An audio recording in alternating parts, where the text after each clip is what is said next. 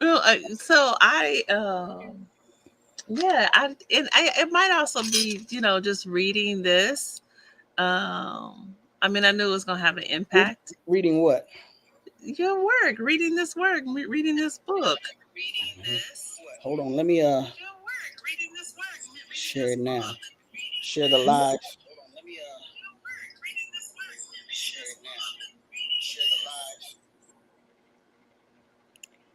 Okay, there we go. So yeah, I mean, it definitely had an impact. I see a couple of people have jumped on.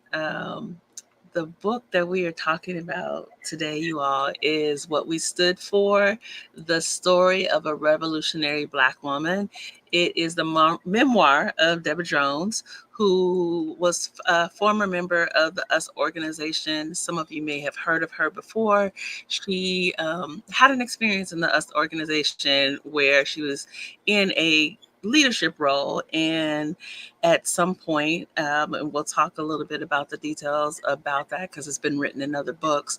She and another sister were actually tortured, um, and ultimately they were let go, but obviously that had a huge impact on her, and her overall functioning throughout her life. And so we're going to talk about that today. And our other sisters are going to join us shortly, but my sister Thandisizwe Chimurenga help Deborah put this book together and helped author the book. So I want to give her credit for this work that she's doing, because she's been in the trenches for a long time as a journalist and an author and a social media commentator, and really just a political and social commentator. Overall, about Black people and Black issues and Black feminist issues. And so thank you, Sister Tandi, for even sharing this work, because it's really important. Thank you so much for appreciating it and dedicating this space to it. Yeah. We usually get together and talk ish about other people, but today we're going to talk ish about me. Wow. Well, that's a good thing. I think it's important for us to promote this book, promote your work, promote Black women, since it's the very first day of Women's History Month. Yes, it is. Just coming off. I believe in accountability to the people. I don't believe I am above scrutiny. I do believe in respectful criticism and disagreement. Don't come, and I'm not talking about you. I'm just talking about whoever sees this and hears it later on. Don't come at me with some dumb stuff. Because some people came at me with some dumb stuff, and I was like, really? That's what you focusing on? For real? Okay. Really? So there you go. So I see a couple of people that are here. Do us a favor. It always helps with the algorithm to get this out further, because sometimes people say they don't see us when we go live. If you would do us a favor, at the very least, just give us a like. It would be even better if you share this so that other people know that we are live. Tandi, and comment and say hello. We ain't gonna bite. Yeah, say hello, say what's up, say something to us, so you can just be part of this conversation. And I'll put the link in the chat so you can actually purchase the book, because we want to support Sister Tandi in this work that she's doing, so she can keep telling the stories of other revolutionary Black women. And Deborah. And Sister Deborah. I don't want to. Yes, definitely, Sister Deborah. Tandi, I wonder if you can start out. Hey, Dr. McCray. Hey. Hi. Can you hear me? Yes. You sound like a professional with the headset on. Yeah. Yes. Thank you. Thank you. Good to see you all. Good to see you too. Sister Tandi, can you start out by sharing what was the motivation behind actually doing this work? Like, how did it come about? So I met Deborah through my relationships with the Tom and Ethel Bradley Center at Cal State University Northridge. They've been engaged in a series of oral histories looking at civil rights and Black power in Los Angeles. And they wanted to ensure that Black power era activists had their stories recorded, documented. And that's how I met Deborah. One of the activists who came in and gave an oral history said, you should interview Deborah Jones. And they were like, well, who's Deborah Jones? Oh, Deborah, blah, blah, blah, blah, blah. And they were like, Deborah Jones. And they were like, oh, yeah, she'd be over at the Slauson picnic at South Park, the reunion. Can you bring her in, please? And that's how it started. She gave her oral history in 2018. I met her in 2019. 1 month after I met her, I went into the hospital and was gone for like 4 weeks and then in rehab 4 weeks. The next year, 2020, at some point, she went into the hospital. COVID hit. It was just a whole bunch of things going on, but eventually was able to write the book, write a proposal for the book, secure a publisher, and here it is. So Deborah has told her story after all these years. She never sought the spotlight. She didn't necessarily shrink away from it. Also, as I said, brother came in and said she'd be at the Slauson reunion pick. The Slauson was a gang in the 60s. It was one of the organizations that Bunchy Carter was known for. Like, she'd be at the Slauson reunion picnic. So people in LA knew her and knew where she was. And that's how I came to be a part of the project. Wow. But how did she agree to let you help her tell her story? I guess you could say I was highly recommended. And when we met, I gave her a copy of my first book, No Doubt, The Murders of Oscar Grant. She was impressed by that. We hit it off, and we've been rolling ever since. Well, yeah, I definitely think it's important for you to have been part of this process, because I think you did a good job of helping her to really kind of craft the story and create, not, I don't want to say creative narrative because it wasn't created. Tell her narrative. Provide some context, like the information on the Aquarian bookstore. Yes, I love that. I love to see that in there. Because you came from LA, so yeah, the Aquarian bookstore may have been, I won't say it was the first Black bookstore, of course not the first, but may have been one of the oldest Black stores in the country while it was, still around. Sadly, it ended up being destroyed in the '92 rebellion, and they were unable to rebuild it. So, providing some historical context, things like that. Yeah. There was so much historical stuff because, obviously my parents were around during that time. They were very active during that time. So just even being able to have more kind of a context of the experiences, the life that my parents would have been living in, the things that they would have been experiencing during that time, I think was important. Mm-hmm. Before we kind of jump in a little bit further, I do want to kind of give a disclaimer. So this is a story that I've known for a long time. I do come like Thandi. We were both born and raised in Los Angeles, California. And that provides a particular context of how folks think about the US organization, and how people talk about us, how people talk about Ron, or some people say Maulana Karenga, and how feelings around the US organization, the Black Panther Party, feelings can be very strong. And I grew up in a family where the feelings were very strong. They did influence me a lot. I was someone that did not grow up celebrating Kwanzaa or doing anything that came out of the US movement because of my parents' history. And so I do want to give that as just a disclaimer as we talk about this. I want to just be honest that I have a particular lens and have been influenced in particular by my father. And so I want to just kind of acknowledge that and just even kind of dedicate this kind of conversation today, because in my early 20s, my father had very strong feelings, and I realized that that has an impact and an influence on me today. And so that being said, I do want us to kind of jump further in. Again, Thandisizwe Chimurenga is you're not co-author, but how do you describe yourself as? Well, we put on the cover with the assistance of, but you could say I'm co-author. Okay, so Thandi is the autobiography of Malcolm X as told to Alex Haiti, assisting with the writing, quote unquote. Fair enough. So we're lucky to have Thandi here. We've got Dr. Kenja McCray, who's going to give us some context from a historical perspective, and particularly because she's been in this work for a long time, looking at from a researcher's perspective, looking at Kawaida movements, which I think are important because that's the kind of foundational principles that underlie the US organization. We also have, I'm adding our sister friend, Professor Nozibele Waithe, who is an anthropologist, and she is someone that has been very grounded in Black Power movements for a very long time. So I'm looking forward to hearing her comments about the book. And then we have Reverend Estee Nena Dillard, who is also known as Mawasi and Okunsade. She is the Olokun priestess. She's a reverend. She's a queer sexologist, and she is the owner of Endless Spiritual Consulting. So I'm looking forward to this conversation today. And so I want to jump in just for people that don't know the context. I'm wondering if we can start with you, Tandi, and then Dr. McCray, if you can jump in, because I know you've read other accounts of what happened. Can you all just give us just a brief context of what happened?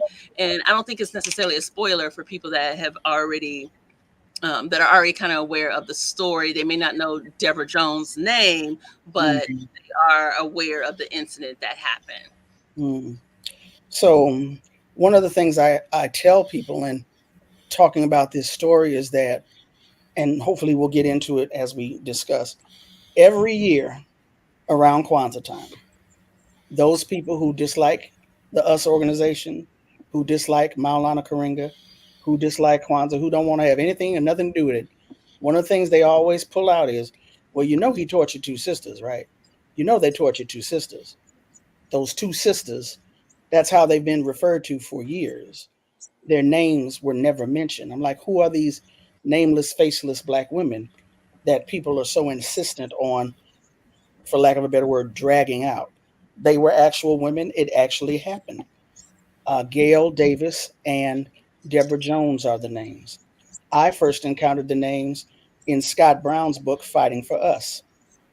And if it hadn't been for that book, I don't know if I would have even come across their names. But Deborah Jones is the woman here in Los Angeles who I was partnered with to help tell her story. In 1969, at the height of the COINTELPRO fueled war within the Black liberation movement, specifically the Black Panther Party and the US organization here in Los Angeles, Bunchy Carter and John Huggins were murdered on the campus of UCLA. The assailants were members of the US organization. Many believe, and so, there is some documentation to suggest that it was an agent or agents within the US organization who carried out that assassination. Maulana Karenga was nowhere on the scene. He was on the East Coast when it happened. By the following year, 1970, so the organization, let me back up for a minute. The US organization enjoyed a lot of respect in Los Angeles up to the point where this feud got what we call out of hand. First, there was the murders of Bunchy and John. What we can say sealed the coffin or put the final nail in the coffin was the torture of Deborah and Gail in May of 1970, Mother's Day weekend, 1970. Karenga had become paranoid. And one of the reasons we say he became paranoid, for those of us who either were not alive back then or weren't on the scene back then, when we read the history books, when we look at the videos, we can see who are members of the Black Panther Party. You got Elaine Brown, you got Kathleen Cleaver, you got Eldridge Cleaver, you got Bobby, you got Hugh. You can name all these names, Masai Hewitt. But there's only one person you can name from the US organization, Maulana Karenga. So when people were saying they were out to get us or there's a hit out on us, what they meant was Maulana Karenga, because he's really the only person that was well known. He became paranoid in this um, climate, and he eventually came to accuse Deborah and Gail of attempting to poison him, attempting to kill him. And the torture was a quote unquote effort to locate the source of the poison. The following year, he went on trial. He, along with his wife, Tia Moyo, and two other members of the organization, everyone was found guilty but received varying sentences. Karenga was sentenced to 1 to 10 years in a California prison. This is during the time period where there's indeterminate sentencing. This is why George Jackson is sentenced from 1 year to life. Karenga could have done 1 year, 2 years, he could have done all 10 years. He ended up doing 4 years in prison, was paroled to San Diego, and ended up over the course of time remaking himself and coming back onto the scene. Thank you. Dr. McCray, I wonder if you can give us context just in terms of, because I used the term Kawaida earlier. I need to correct myself and say Kawaida influenced organizations, because the US organization was just one of many organizations. And I know this is kind of an area of expertise, but can you tie that concept into the US organization and other organizations across the country and why that's relevant? So Kawaida was a total lifestyle, a foundation for living, and it was propagated by the US organization. So Kawaida, well, us is I would say a Kawaida organization, and so Kawaida, its best known as expression is Kwanzaa, and the seven principles it was of blackness. Um, but there was a whole sort of lifestyle transformation that Kawaida was designed to support that went along with joining the US organization. And it was a larger philosophy that was adopted by other Black nationalists of the era. One might say, uh, if they split, if they go along with the larger discourse, right, the larger conversation about Black nationalism at the time, there are at least two tendencies. One was revolutionary nationalists, and people usually associate the Black Panther Party with revolutionary nationalism. And then the other tendency was so-called cultural nationalism.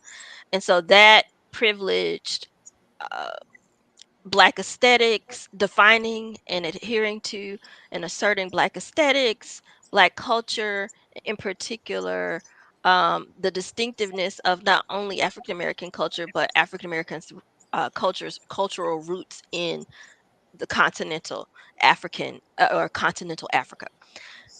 Um, so Kawaida would give its a philosophy that was meant to undergird Black nationalism at the time. Many people, particularly who advocate for us and Kawaida, would say that's a false dichotomy, that Kawaida and the larger cultural nationalism did not eschew revolutionary change, but asserted that if revolutionary change occurred, if people's mindsets were still Eurocentric and colonized, then what came after the revolution would just recreate the colonized mindset, right? It would just recreate white supremacy.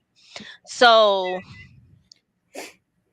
I think that gives us even entree to say, okay, so this was a total lifestyle, this was a philosophy for living as an African person in the diaspora, but we do scrutinize it. And so this is why we are questioning and I'll say interrogating, not just questioning like, we're not all starting from the perspective of critique, criticism, but we are engaging in healthy critique. So if this is a total lifestyle, right, change that's required, if it's a total way of living, where do we as African American women fall in terms of the spectrum of treatment? So there are a lot of testimonies to the fact that um, women were definitely made to take a back seat, right? Yeah. And so my my I'll go ahead and turn over the mic to others who are raising good questions, which is if this is a total lifestyle change, if this is one that's meant to guide people after the revolution, right? In revolutionary change, we have to, right? It's ironic that Black women are made to take this back seat. So if you look at the quotable Karenga from 1967, there's no question that at least at that point, women were supposed to, one, be what they call complements to men. And that's not just um, Kawaida, that's not just us, it's a larger rhetoric that is found in many nationalist movements. Um, and so women have their place, men have their place. Gender roles are supposed to be distinct, but in Kawaida, women's gender roles were to have the children, take care of home and hearth, teach the children, inspire her men, and so or her man, and so that was her role.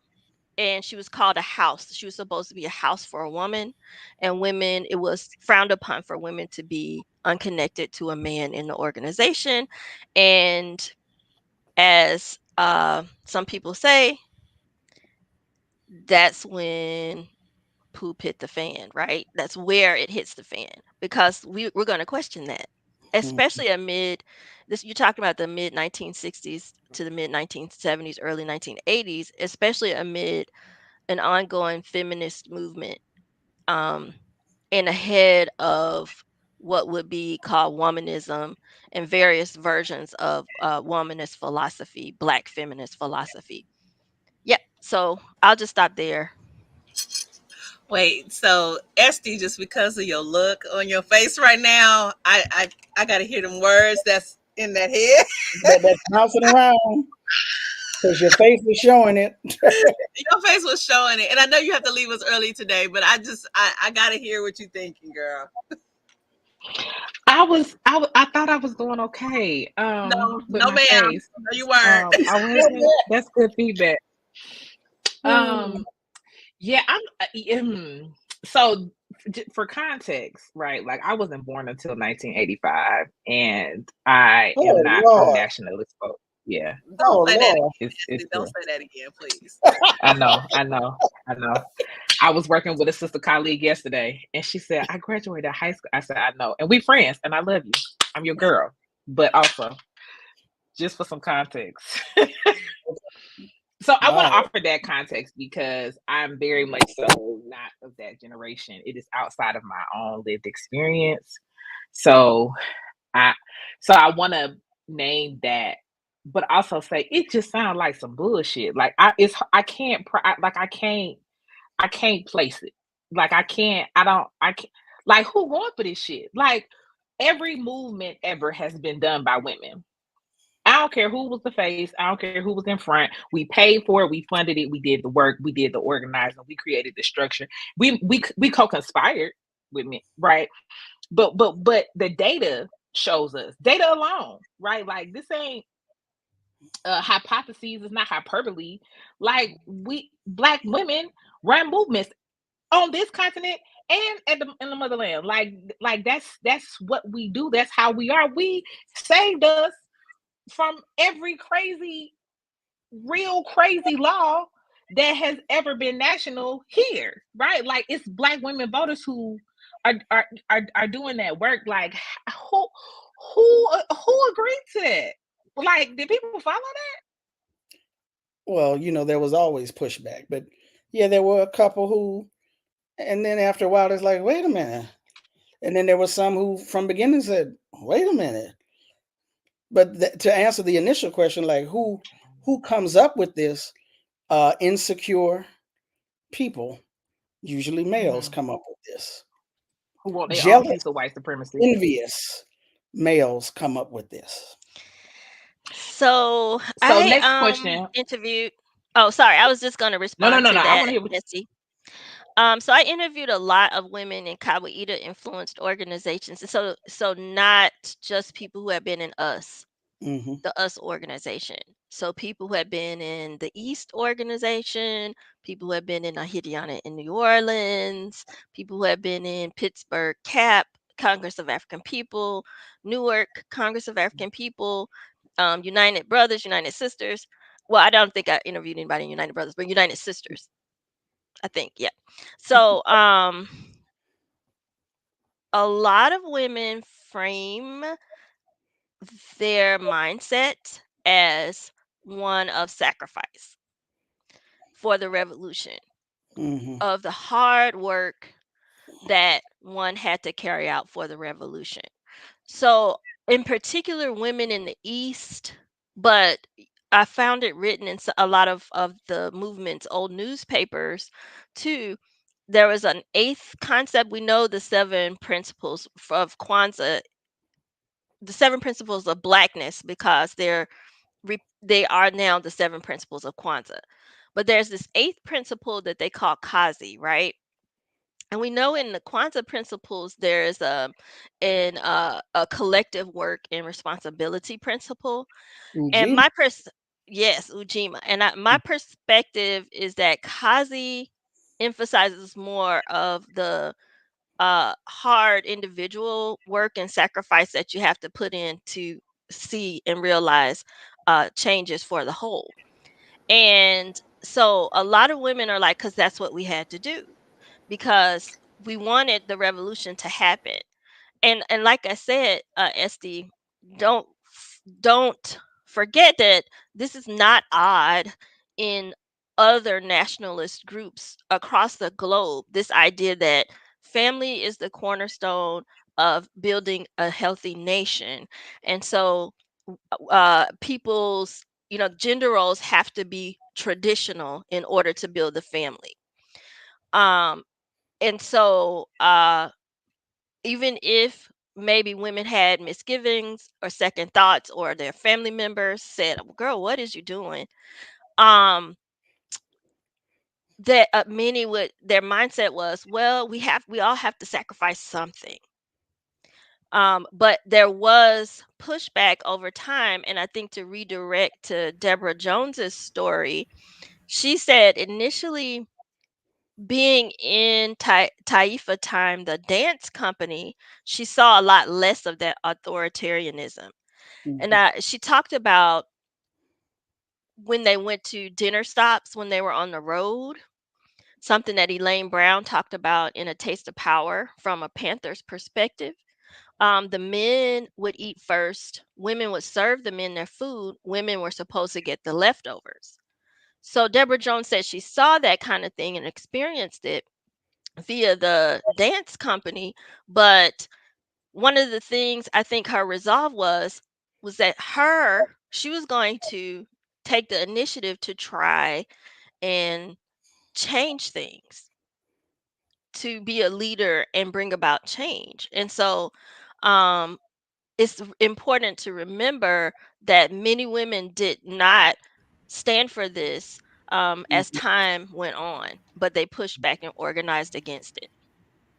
And real quick, I just want to mention that's And one I of the and I things I. also want to add something really quickly is that Okay. Well, I want to say real quickly. My hope is that we continue to have more open conversations about this phenomenon, because even the concept of the family has been discussed at length. Whose concept of the family? The nuclear family, which many people, many women consider to be a source of oppression, or the extended family model, or the chosen family model, etc. So to say that the family is the cornerstone of the nation goes back to what kind of a nation are we trying to build? So I want to continue to have these conversations. That's what I'm hoping this book will spark, and I want to help spark it. I think one of the things is important for us to remember is that hindsight is always 2020, right? So kind of remember that in the beginning when all of this was starting, a lot of it was new. A lot of people, we didn't have access to information like we do now. A lot of people, African Americans, hadn't really traveled over to the continent as much. And a lot Mhm. of what they understood as African culture was coming from the whole notion of the Victorian idea of womanhood that was Mhm. imposed on Africans when the missionaries went into Africa and started defining what women were. So if you look, and I always talk about this book, The Invention of Women, the Mhm. invention of woman, that Mhm. before the missionaries and the colonials went to Nigeria, their whole concept of what a woman was, what a woman's duty was totally different, right? And it wasn't this binary like the woman stays in the house and and the men works outside of the house. That was definitely a European addition into African culture, that we didn't have the tools or the information to really see it at that time. And I'm not excusing what they're doing. I'm just trying to situate it so that we can know that at the time it was a lot of information that was going on. Because for full transparency, when I was an undergrad in the 90s, we still faced those types of conversations, that this is what a woman does, this is what a man does. And I remember when I was going to African dance classes and I wanted to play the drums because I could play drums. Oh, women don't play the drums because of the energy. The women dance and the men play drums. So it wasn't something, and I was like, okay, well, I guess that's African. So I guess I'll just dance and I won't drum, until I was able to go to Africa, right? If I wasn't able to go to Africa and see those things myself and experience it, then I wouldn't know. So let's just, kind of keep that in mind, to kind of be easy on why the women probably made some of the choices that they did. And that's why I'm giving I started with the disclaimer, because I certainly understand those things. I think where I'm having the cognitive dissonance is, even in my own experience, I grew up in very patriarchal family systems and communities, but there was still a limit, right? Like there was a level of subversiveness for sure, where women would kind of be like, yeah, that's what they say, but everybody know, you know what I'm saying? Like it's going the way I'm saying it's gonna go. You know what I mean? Like, yeah, he might be the head or whatever, but he's not gonna do this if I don't, you know what I mean? Like that. So I'm certainly familiar, right, with it. And that was my own really raising, you know what I'm saying? But I think the degree to which, from my reading and from certainly hearing you all put life to the reading, it just goes to another extreme for me that I just can't imagine my grandmama following. You know what I'm saying? Like my grandmama, who I'm named after, that hit a sheriff in the mouth, I can't see her following that. Like so that's the part that that's the cognitive dissonance I'm experiencing as a person who has no nationalist background. I think the other thing that and I do have to go, so I'm kind of gonna say this question and have to listen from my phone to your response to it. But I wonder where the queer people are, because they certainly are there. They certainly are around. And I wonder how that was dealt with for real. Like I know the literature, but like for real, what were we doing? Did those people just have to pass, or were they not? Or were they absolutely just not welcomed? Like where, because you know what I'm saying? Like we don't even name that, even in our current writings or reflections. So it's noticeably absent to me. Yeah. Bye. You mean in the organization? I think she meant in the organization, us, because Deborah Jones definitely talks about queer people. Well, in the community. She was talking about, she was in jail at that point. She had made a comment about being in jail. She did, but then she talked about after she got, after she, as she called it, was violated in her later life. I thought she talked about she was out. Yeah, like but she noticed them, but that wasn't in the political movement though.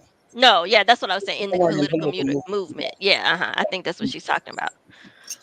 I just wanted to throw in real quick. I'm not sure where it fits, but when we talk about, I don't know where it fits, but I just want to remind people, the Million Man March, which took place at that time, the largest grouping, if not of people, of Black men on the Mall in Washington, D.C.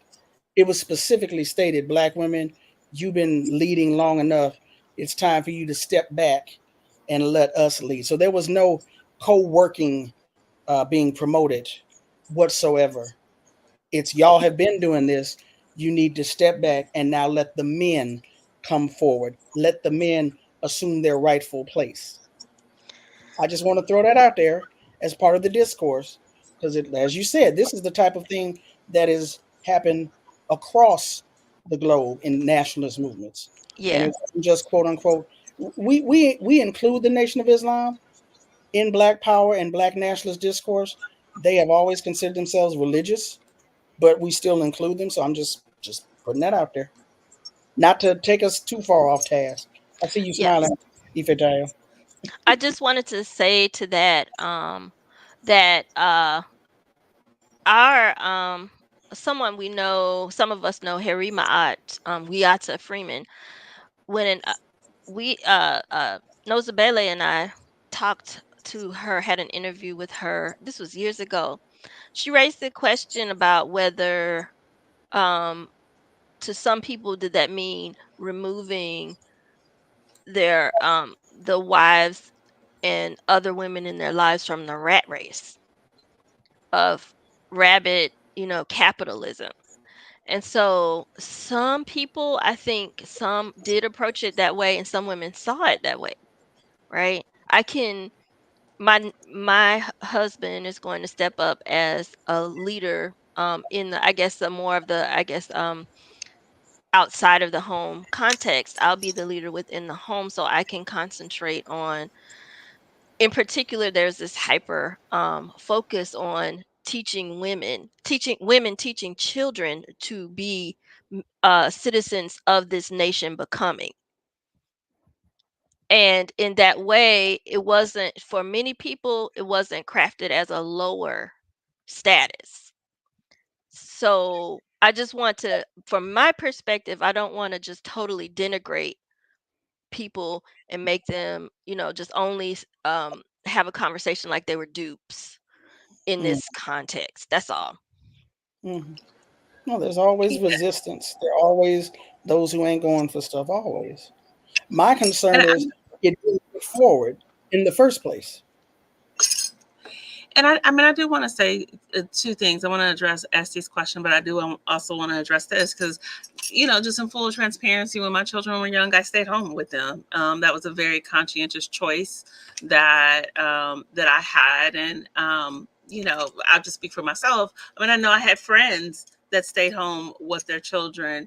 And so, I mean, we have very specific ideas about family, very specific ideas about child rearing and our children's education and what we wanted to do around those things. And so I don't want to, and I'm not hearing that in terms of what we're saying. I just Mhm. feel like I want to name, I don't want to dismiss the idea of Black women choosing to be at home, of taking care of their children, of homeschooling their children, of doing things that some people would put in the category of stereotypical gender roles for women in this society. I don't want to dismiss that because Mhm. very much I was engaged in that. I think for me, the critique comes when then it's this idea that we don't have a voice, that men should rule us, that we don't have our own identity, and we don't have choices, and or this idea that we are so domineering and controlling that men are these weak little puppies that we're running over. Which I think comes from the Moynihan report. Well, I mean, we know is existed before that, but really pushing that narrative definitely comes from the Moynihan report, where there's this idea that Black women are just dominating and we're controlling, we're bitches, and we just hold And it. that's what's wrong with the Black community. Yeah, and that's what's wrong, and we're being blamed for that. Yeah, You not know, white supremacy, but us is the that problem. it's Black women. And so even when Mhm. you hear that going forward in the 90s with the Million Man March of like, y'all been doing this too long, and even right now today, because you'll see like these podcasts where they're talking about Black women and we don't know how to be, I don't know the words they use, subservient, submissive, that's the word that they use. And it's the same rhetoric when they talk about complementary. It tends to be that same rhetoric of let the Mhm. man lead, let him be an alpha, let him basically tell you what to do and tell you what to think and things like that. So I think that that's problematic. So that's one thing. The other thing, really quick, Estee, I think that question is valid and important. I can't speak for what was happening in the 1960s. I wasn't born. I can't tell you, as a child that grew up, and I'm going to talk more about like 80s and 90s. And I know even at that time in nationalist movements, being queer and being out and being queer was not something that was necessarily popular. There were lots of conversations about this is something that the white man has put on us, that homosexuality did not exist in Africa, that I even know people that were part of the movement that participated in what we would call now is what do you call that stuff like they do in the Christian church that's harmful to try to keep people not to be gay? What's that? Conversion therapy. Is it called Mm-hmm. conversion therapy? There was basically nationalist kinds of conversion therapy kinds of things that were happening in Black nationalist movements, and it was usually just lots of rhetoric. But you know, and again, I'll speak for myself, but I think if we're being honest, all of us saw that type of stuff within the movement. So at that time, I can assume, because if that was happening in the 90s, I can only assume in the 1960s that people would need to be subversive. They're not going to be out about being gay. That just would not be acceptable for the most part. I mean, and I'm sure that there was, I know that there were folks that were there, obviously, but I just think it would have been something that would have been very difficult to navigate in those spaces that are very hyper masculine, very heteronormative, that are focused on the Black family in a particular context. Like, Heteronormative context. Heteronormative, yeah. Heteronormative context. That's in particular focused on child, what is it called, parturition, childbirth and parturition, to populate the nation. Also, it came up in my research, and I think when it was I want to say undeniable, was when it the Baraka's family, Shani. If you look up the case of situation of Shani Baraka, who was killed, and it was by her sister's husband, who was very anti LGBTQ plus, and Shani was open, and lived with her partner, and the Barakas in particular, but then they had eschewed cultural nationalism by that point. Became very outspoken about how we couldn't be silent as Black nationalists on our LGBTQ plus community and family members. We couldn't ignore the trials and tribulations they faced, the violence that they faced, just because of who they were, who they are. But that's how it came up. It was like you were saying, Ifetayo. It was very clear these families that were supposed to be the cornerstone of nation in the 1960s and 70s were heterosexual, even as many of them were practicing what some called extended family or polygyny, which Deborah Jones alludes to in her memoir. I'm wondering, for each of you, we're all from different fields. How do we use this work in our field? Like, how do you further the work that you're doing right now, just having read it, this book?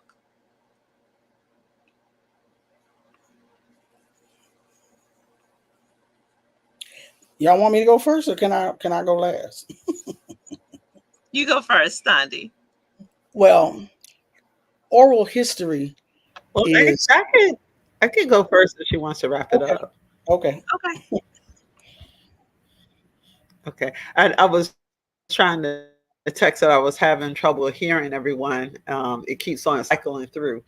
So in terms of the internet connection being stable, I think one of the ways that I am advancing women in my field is definitely by exploring identity how women create their identity, express their identity, understand their identity in the context of not only political organizations, but religious organizations as well. Because a lot of times the texts that they have, the belief systems that they have, it usually centers around managing a woman's identity and who she is. So a lot of that is, it's usually focused on this is what a woman does, this is what a woman should do, and this is how we evaluate whether a woman is good or bad.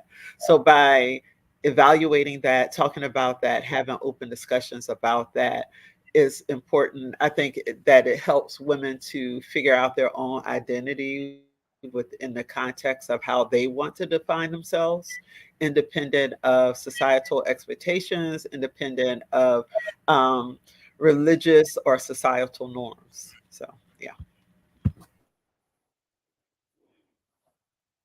I can talk about this. Okay, so thank you, Tandi, for writing this in partnership with Deborah Jones. One thing I wanted to share here that I thought was extremely important to share was that Deborah Jones is incredibly brave for sharing this story. And she was incredibly brave for testifying. And I think whenever if there are people who are viewing this who haven't gotten the book yet, read the book, get the book. It's going to I think reveal why I'm saying that. I mean, I guess it might be self-evidence, but evident, but she testified on behalf of, in essence, she testified on behalf of Idili, right, who was tortured alongside her, but who has not felt that she's been able to come out and tell this story. And let me just say, there were people who I spoke with who were not, they don't feel comfortable telling their story to this day. Let me just say that.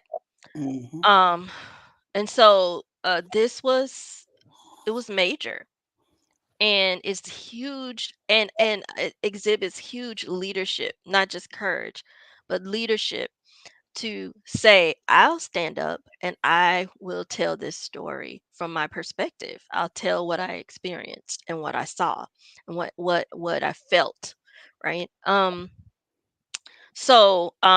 was able to use this though to corroborate a lot of information that I had already been told, or like you said, that Scott Brown wrote about, that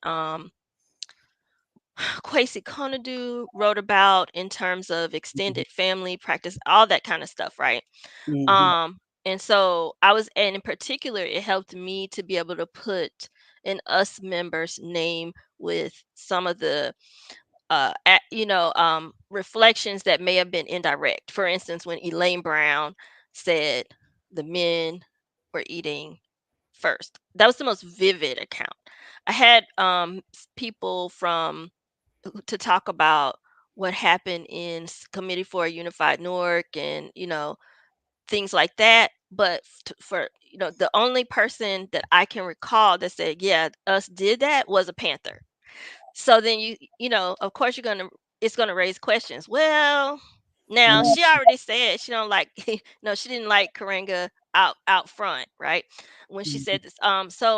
Uh to have Deborah Jones corroborate this for as an inside a somewhat insider was important. And so it was very um helpful for me able to me for me to be able to say, Deborah Jones said this, Deborah Jones experienced that, Deborah Jones saw this, Deborah Jones reported that. Mm-hmm. And I really appreciate her for that. And I hope that Ifetayo, you're going to bring up how we might celebrate these women um, Mm-hmm. for their bravery and leadership. And I don't know if I said it before. What I do with not with the oral histories, with the sense that I'm trying to make of the memories, is not just report them, but I try and theorize about how these women exhibited leadership, a very stereotypically, not stereotypically, but typically feminized way of expressing leadership that was not, and that doesn't mean that no women were authoritarian, top down, charismatic leaders, but Mm-hmm. that these women, like a lot of their counterparts outside of Black nationalism, outside of cultural nationalism, exhibited a kind of of leadership in the breach. This is in the breach, under pressure, that is not necessarily what we see in the world today as leadership, but it is, it's servant leadership. And it's not that we haven't, it's not only something that women do, but it's a distinct form of leadership that is often seen as feminized or weak, and therefore is not even labeled leadership. So if you Right. look at the literature um that really theorizes about leadership models that came out of the Black Power movement, they're all authoritarian leadership models. But Mm-hmm. for me, if we look closely at what these women did, it can teach us a lot of lessons about, okay, so you wanted to change the gender norms in this organization, and the thanks you got for doing that was to be tortured and raped. Mm-hmm. Then how do you pick up the pieces and lead? How do you lead in the breach? And how do you lead if your style is not necessarily authoritarian, top down? Yeah. So Mm-hmm. that's how I apply it. Mm-hmm. And I don't see where Ifetayo went. Um, Let me just say real quick, I spoke with a prominent activist from the 60s, female, on the East Coast about the book. And I was asking if she would read the book and comment on it. And she did not want to. She was glad that the book was being done. But she said, yeah, I'm traumatized from that time period. And I don't want to put my name out there on this. So there's definitely a fear. I understand what you're saying about the women that you spoke to. There's a fear still. I was told that Ideally still had a fear.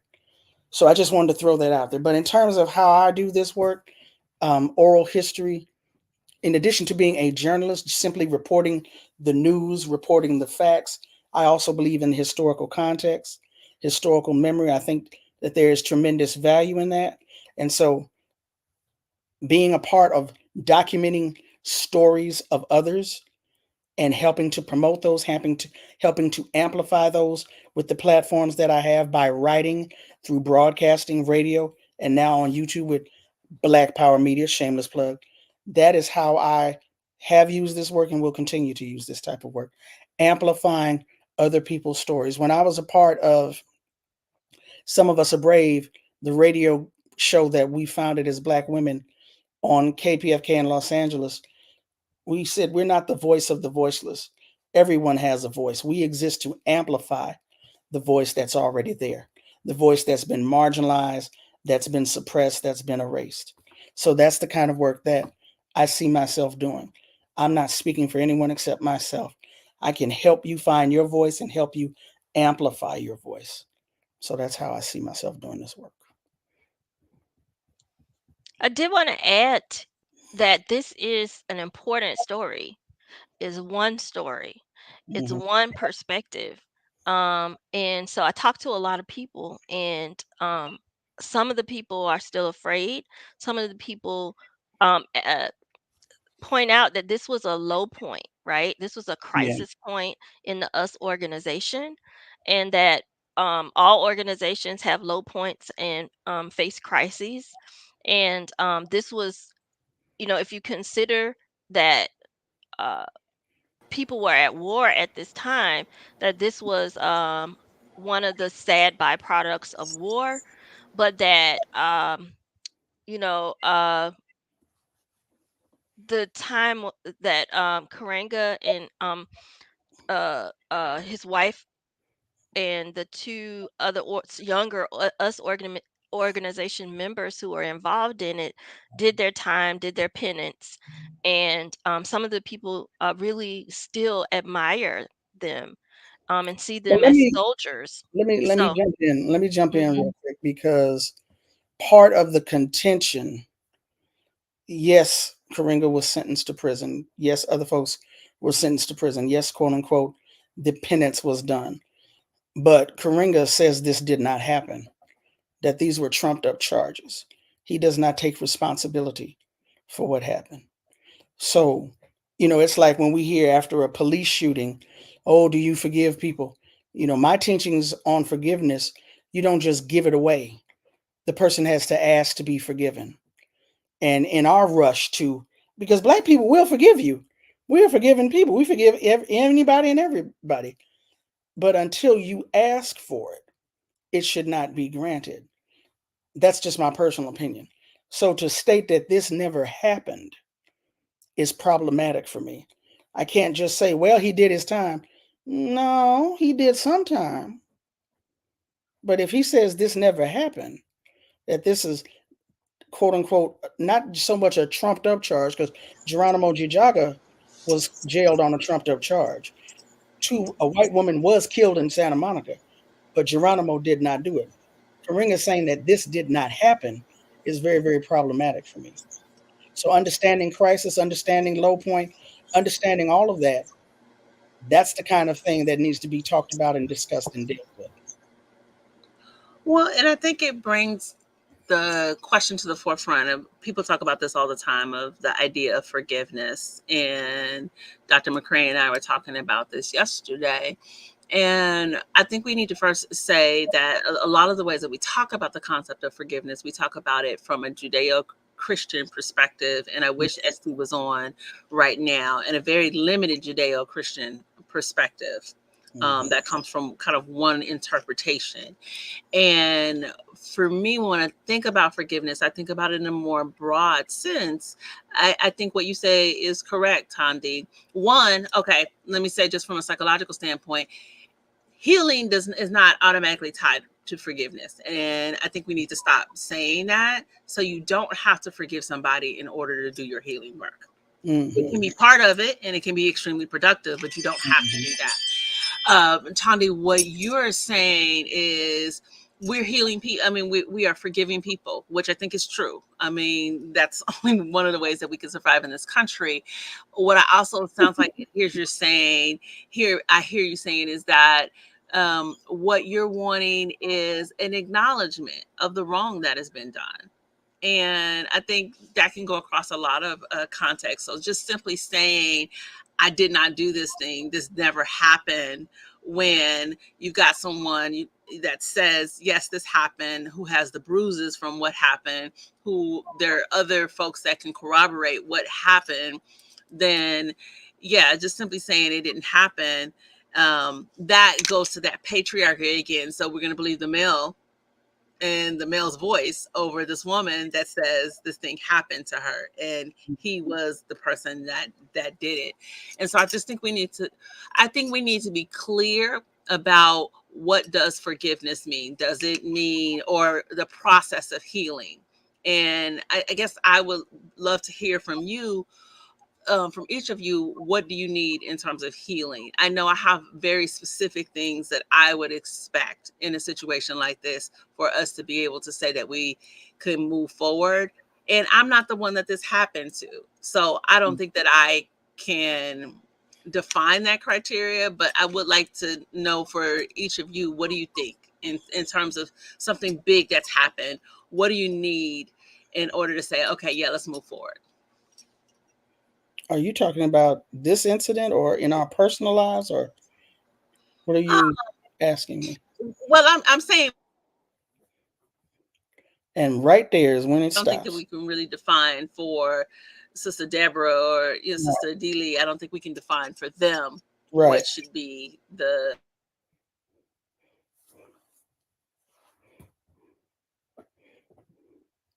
Is it me? Because you're stopping. It's not just you. She's Oh, stopping okay. on my end too. Yeah. Wow. I'm not Yeah, they're having Ifetayo. everybody's been freezing up, so it's been hard to follow. Mm. Okay. Well, I mean, I can weigh in.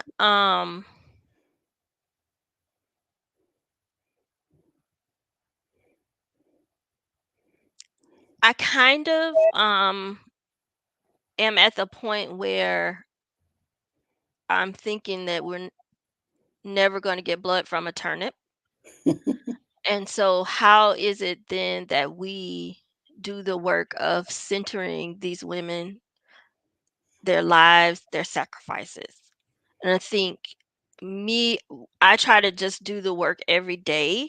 I mean, it's been a part of my life, um, and my actual career, and these conversations I think are important, and hopefully we can have them on bigger stages and larger platforms. Mm-hmm.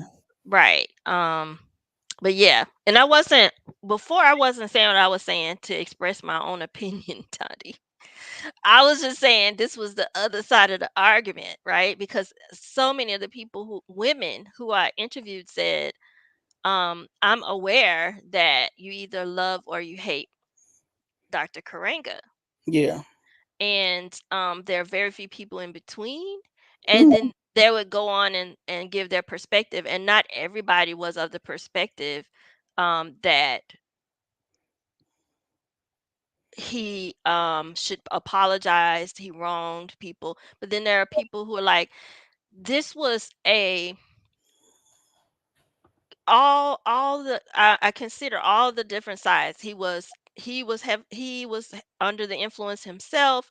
He was under attack himself. He was not he didn't feel as if he was in his, as the old folks would say, right mind at the time, and that he in his right mind would never do that. But women who I talked to said, and though who you attacked and who did the attacking showed a deep-seated disdain for Black women. And this is the part that's unforgivable for me. Well, So that's what they will say. okay, well, I don't remember what I said that made you have to go back over that. However, I do take issue with one thing that you said, and that's the reason why I'm having issue reconciling, is because, to my knowledge, he has not said I wasn't in my right mind when I did this. Other people have said that for him. He has said it did not happen. He said that as recently as, if not 2023, 2022, on Black Power Media, on Dr. Sundiata Chajua's show, History as a Weapon. He said there was no victim. I'm looking at Deborah Jones right here. Adili is in Jersey, I think. You're saying they said it happened. You're saying it did not happen. Somebody lying. Now we can talk about the reasons why they lying. It could be refusal to own up. It could be memory is shot and don't remember doing it. But somebody is telling a lie. Is it the man or the two women? That's how this always gets played out. Like you just said, there's a disdain for Black women, our voices, views, and experiences. And I'm tired of that. Well, and I'm wondering, Tanya, you're a journalist. So, I mean, did you do anything else as you were helping? I think for me, forgiveness. I think it's still a delay. Yeah, my internet is real jacked up today. So, y'all, I'm sorry. I was storming earlier, too. Yeah, it is. I was saying for me, oh, go ahead. No, I'm just going to throw a question out for Tanya real quick. Just from your journalist perspective, were there things that you did to corroborate part of Deborah's story so you knew like what she was saying actually did happen? And if so, Yeah, you mind sharing that? Actually, I had to resist the urge to fact check everything she said. This was not a biography, a straight, historical biography. It was not that type of work where I had to produce receipts for everything. This is her story. This is what she said happened. My job was to assist her. My job was not to fact check her. My job was not to vindicate her. And I think that that may have been part of the impetus to fact check. No, calm down. This is a memoir. This is her story. This is her memory. This is what she remembers. Somebody remembers something differently. You put that in your book.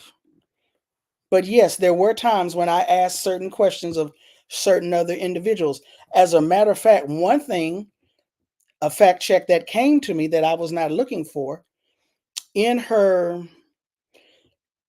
I started the book with her oral history.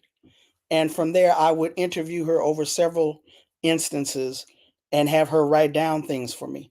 And that's how the book came to be. In her oral history, she says at one point she was made an Nzinga in the organization, which is the name of a queen, and she got to run the organization. At the time that that was stated in her oral history, I didn't catch it, neither did the people who were interviewing her. I find out later, doing an oral history of another US member, we're getting his story down. And then I ask him, since you were around during this time period, can you tell me what you remember, if anything, about Deborah? That's all I asked him. His words were, I think she was the head of the Matamba at one time. And that blew me away. The Matamba was the paramilitary women's wing of the US organization. And this man said he remembered her being the head of it. So now I go back to Deborah and I say, Deborah, is there something you forgot to tell me? She said, probably. I said, tell me about the Matamba. She said, oh, yeah. So in the paramilitary wing of this organization, the head is called the Nzinga, after Queen Nzinga of Angola. So not only was that a fact check, that gave me something I didn't even know nothing about. The fact that there was a paramilitary women's wing, the women who trained and did the same things that the Simba, the men, the male warriors did in us. But at one time, Deborah was the leader of that. So that's kind of an example. But like I said, I had to resist the urge to fact check everything. But some things was like, okay, let me go ask somebody about this.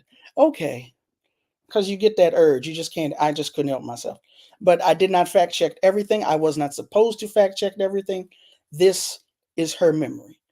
And if someone has an issue, and I'm not saying this directly to Maulana Karenga and the US organization, this is across the board because, again, this was a project of the Tom and Ethel Bradley Center, Black Power, what we're calling the Black Power Archives.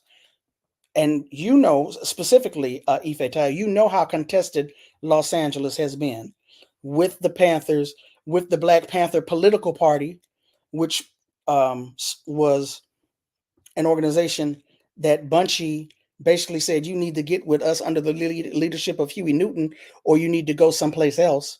That is the organization that John Floyd, father of Fannie Willis in your town, was a member of. There was the coalition, there was the Community Alert Patrol, Black Congress. It was all kinds of organizations out there during that time. So Los Angeles is a contested space. So as opposed to getting in a comment section or calling up a radio station or leaving a review on somebody's book on Amazon, where's your story? Everyone has a story. Where's yours? Your memory is just as valid as the next person's. Tell your story. As opposed to denigrating someone else's story, what is your story? Did I answer the question? Because I can get on the soapbox now. You did. I want us to be aware of the time because I don't want us to lose folks, and I do think this is an important conversation. I wish we could have a part 2 of this conversation. I'm wondering, and someone may have answered this question because my internet has been crazy. How do we remember? How do we celebrate these Black women? Not just Deborah Jones, Edie. Give me Edie's name, Gail. Gail Davis, also known as Edie. Gail Davis, who and I don't think we've mentioned this at all. Gail Davis was actually one of Dr. Karenga's wives at the time that she was tortured. So I think that's a significant thing to add too, is that she was part of his polygynous extended family, and was a wife and was still tortured.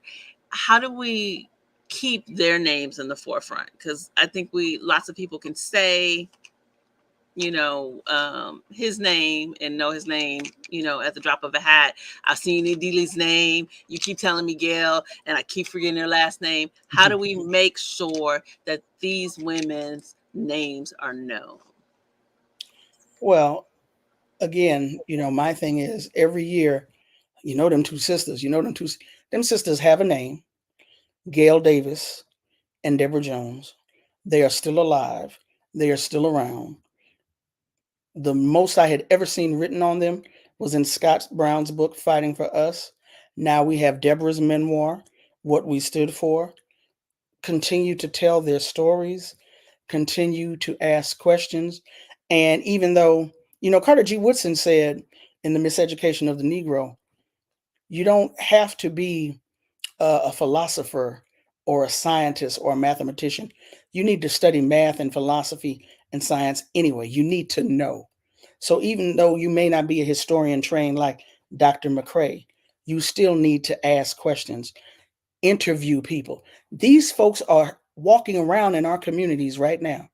These veterans of the 60s and 70s and these movements, they're still here.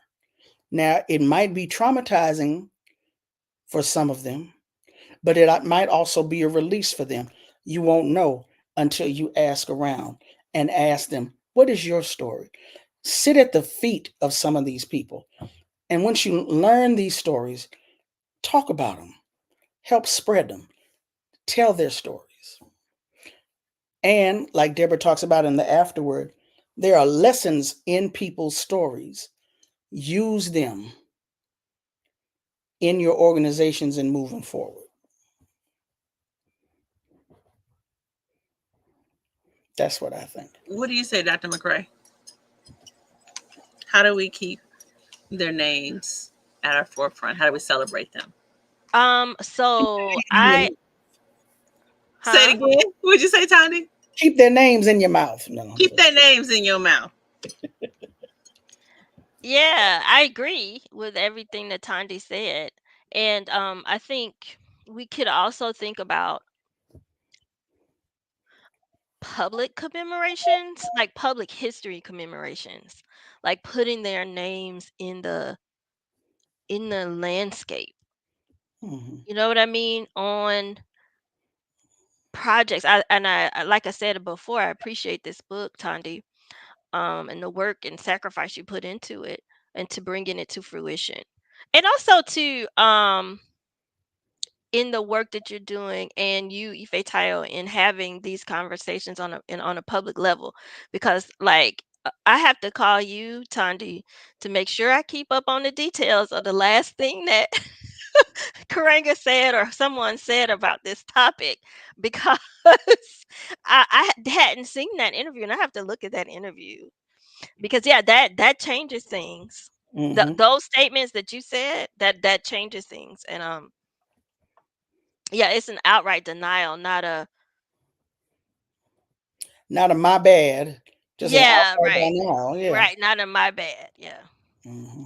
or whoever's mind I was in at the time's bad, which is Mm-hmm. still not quite an outright denial, but an outright denial is unacceptable. Mm-hmm.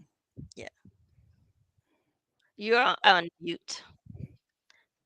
Thank you. I think it speaks to a couple of maybe about 10 years ago. I don't have it exactly. Karenga wrote a book, and it was looking at the Odu Ifa, comparing. I forget the name of the book, and part of what he was talking about is character. And when we look at the principles of Kwanzaa, and that was actually one of the questions that Estee asked earlier, is how do you justify celebrating, or how do you reconcile celebrating Kwanzaa knowing what he's done? I think one of the things is that we have to remember is that Karenga did not create Kwanzaa.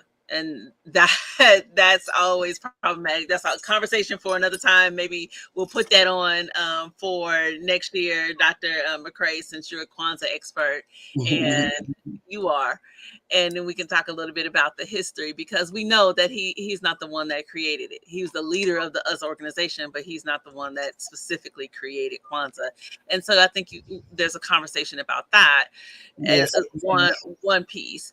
But then for me, I want to just make sure that I am always remembering to say Sister Adili Gale's name, Sister Deborah's name.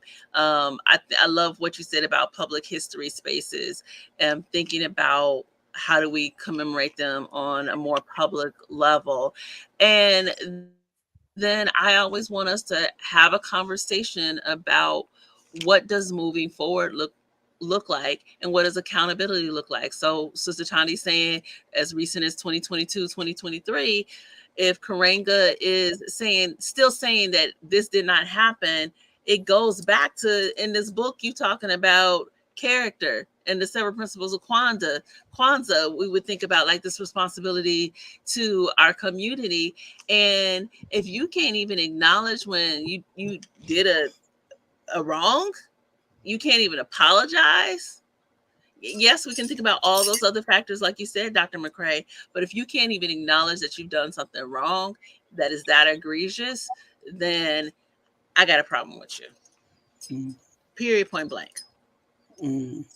So, and I did post a link to one, the Tom and Ethel Bradley Center that you were talking about, and those some of those oral histories, and then the specific one where Kicheko Davis, one of the founding members of US, one of the early members of US organization, talks about the founding of Kwanzaa, the sort of conception of Kwanzaa as a group project. So, I mean, if we really, as they say, practice the values, then I think it gives us the space to ask these hard questions. So, like, how do we reconcile cult of personality, authoritarian top-down leadership, as in when we do something and people and it's good, I did it as a leader, with Ujamaa. But when something bad happens, it didn't happen or I didn't do it, right? We can't do that. We have to say respectfully, sir, you got to follow your own principles, right? And so I'm much more apt to believe it when people come forward and say he didn't do that alone. He helped facilitate it, but he did not do Kwanzaa alone. And a part of my Kwanzaa practice has been involved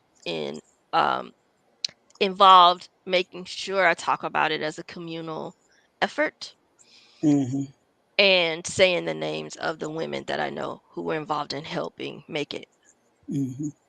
Ashay. I do want to, I know we got to stop. I do want us to just wrap up. Any last thoughts for Sister Tandi about this work? I want to again thank you from the bottom of my heart. I know emotionally I was reading it and I was going through something, so I know you had to be going through a lot, because I know you heard way more of the story than you could even contain in the book. So tell us something like a takeaway that we should have after reading this book. What's a takeaway for us? Well, thank you so much for dedicating this space to it. I appreciate y'all.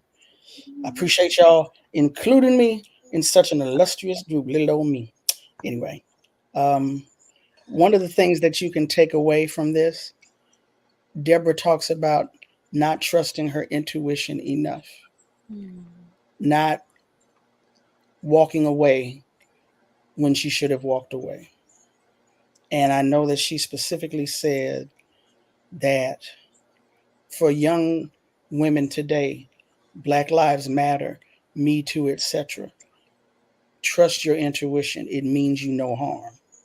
whereas other people may mean you harm, may mean you good. Your intuition does not mean you harm. Ashe. And I think that that's one of the things, irrespective of being in an us organization or being in the Black liberation movement, I think that that is a societal teaching. I want to say that women have fallen prey to, but I think men fall prey to it also. I think that intuition may be seen as being too feminized, and that's why men don't always necessarily listen to their intuition. I think that women are usually just taught to doubt themselves anyway, but I'm getting ahead of myself and getting long winded. What can you take away from this? Deborah says to trust your intuition, it means no harm. Ashe. Ashe. So, Sister Thandisizwe Chimurenga, she is the co-author of an amazing book. I put the link above. It's we got a lot of comments today, so thank you everybody. I can't see the comments. For some reason, I think I'm disconnected. So I ain't seen nary a comment. I think it's me and my internet connection today, so I Okay. apologize. Do you have the book right there, Sister Tani, that you can hold up to us? No, I ain't got my copy yet. Okay, so it's what we stood for. It's the memoir of Deborah Jones, who is still a Black nationalist, a Black revolutionary that has an amazing story to tell about her contribution to the cultural nationalist movements within the US organization and her surviving a difficult event. So thank you, Sister Tandi, for writing this book. Dr. Kenja McCray is a historian over at Claiborne State University. Dr. McCray, thank you so much for giving us your feedback and commentary. We are here every first Friday and hanging out, talking about different subjects. So please, if you like this, if you're seeing this later on, please like it, please share it. Please come and hang out with us on the first Fridays so we can have these conversations. Please give us comments too. You guys take care. Thank you. Peace.